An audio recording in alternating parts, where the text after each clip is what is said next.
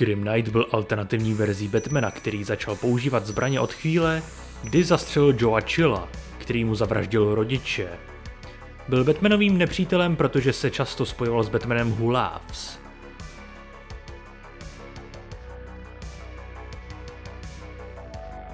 Život Bruce Wayna se odvíjel podobně jako život jeho protějšku na Zemi Prime, dokud nedošlo k vraždě jeho rodičů. Na jeho zemi Joe Chill upustil zbraň, když hledal Martiny Perly, a Bruce ve svém zármutku využil příležitosti, zbraň zvedl a zastřelil ho. Několik následujících let svého života strávil cestováním po světě, kde se od nájemných vrahů a žoldáků, na které narazil, učil způsobům boje a zabíjení. Když si uvědomil, že potřebuje symbol, který by těmto zločincům naháněl hrůzu, nechal se inspirovat netopírem, kterého zastřelil poté, co mu prolítl skrze okno, a stal se Batmanem. Po celém Gotham City skladoval arzenál zbraní, aby mohl vést válku se zločinem. Hned v prvním roce svého působení v roli maskovaného křižáka zaútočil na večírek zkorumpovaných gothamských boháčů, kteří chránili kriminální živly ve městě, a všechny je upálil zaživa. Poté ve městě vypukl chaos a on rychle zabil několik významných zločineckých bossů, aby nastolil pořádek, včetně Carmina Falconeho, Tonyho Zucka, Oswalda Cobblepota, Romana Syonse a Waylona Jonese. Zabil také Red Hooda v Ace Chemicals, čímž zbavil svůj svět možného Jokera.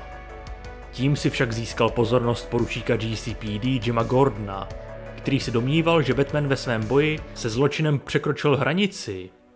Sestrojil Bat-signál s ukrytým magnetem uvnitř, podařilo se mu rytíře polapit a nechal policii provést razy v jeho úkrytech. Bohužel Gordon používal k přípravě svého plánu technologii Wayne Enterprises, kterou Bruce využil k vyřazení magnetu.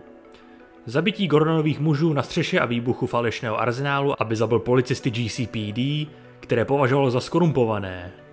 Svázal Gordona a přinutil ho sledovat, jak naráží dvěma vysoce výbušnými vzducholoděmi do Arkham Asylum a věznice Blackgate a zabíjí všechny zločince ve městě.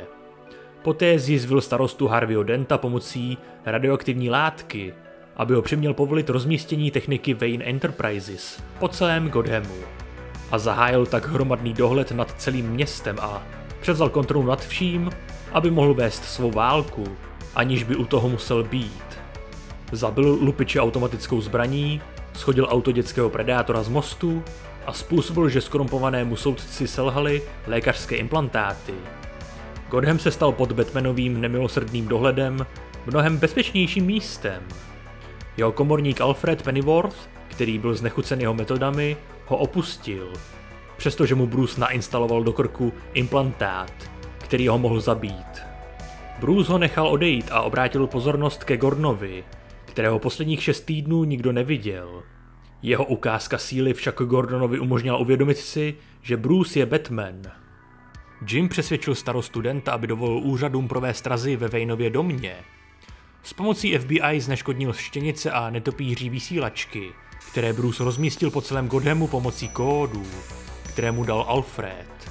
Gordon pak přistoupil ke zkrocení a zatčení Bruce poté, co na něj vytáhl zbraň.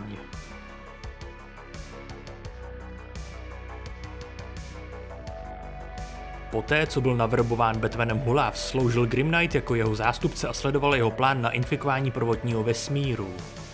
Po příchodu do Arkham Asylum se strážci domnívali, že je původním Batmanem a okamžitě je zabil. Když Mr. Freeze poznamenal, že se Batman chová brutálněji než dříve, Grim Knight ho upálil zaživa. Po příchodu do Jokerovy cely se Grim Knight usměje při pomyšlení, že zabije klaunského prince zločinu, ale ustoupí stranou a dovolí, aby to místo něj udělal Batman Who Laughs. Když Batman Who Laughs pronikne do Wayne Tower, zaujme Grim Knight pozici ostřelovače na druhé straně ulice a zastřelí Batmana, který bojuje se smíškem. Poté, co zahnal komisaře Gordona a jeho syna Jamese do kouta, se Grim Knight střetne se samotným Batmanem v přestřelce. Grim Knight se vysmívá svému protějšku, na okamžik je pověšen a zachycen přijíždějícím vlakem. Rychle se osvobodí a zahání trojici do kouta pomocí flotily jedoucích nákladních aut. Poté, co umístí bombu na letadlo plné cestujících letící nad jeho hlavou, vyhrožuje, že ho vyhodí do povětří, pokud mu nevydají komisaře Gordona. Grim Knight se znovu setkává s Batmanem Huláfs v jeho doupěti. Poté, co dostal za úkol zabít Gordona poté, co ho využil k zahájení plánu Poslední smích, Grim Knight to odmítne a prozradí Gordonovi, že v jeho realitě byl jedinou částí Gothamu, kterou nebyl schopen ovládat. Poté, co byl komisař Gordon v jeho realitě pronásledován, se Grim Knight rozhodl Gordona ulovit. Bruce se zmíní, že má pro tento lov speciální psy a dá Gordonovi náskok, než vypustí smečku Robinů, aby ho ulovili. Poté, co Gordona zahnal do kouta, mu Grim Knight prozradí, že všichni tito Robinové byli verzí jeho syna Jamese.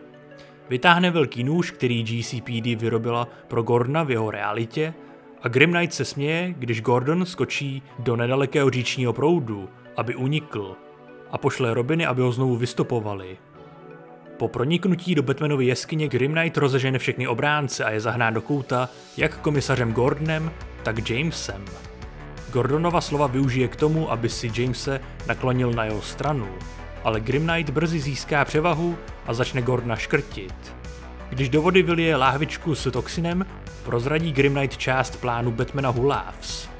Nakazit všechny prostřednictvím pitné vody a začne Gordona topit. Gordonově snaze nepít infikovanou vodu se Grim Knight vysmívá a dává Jamesovi pokyn, aby svého otce bodl. James však místo toho Grim Knighta několikrát bodne do ramena, než ho otec zastaví. Grim Knight upadl kvůli vážnosti zranění do bezvědomí.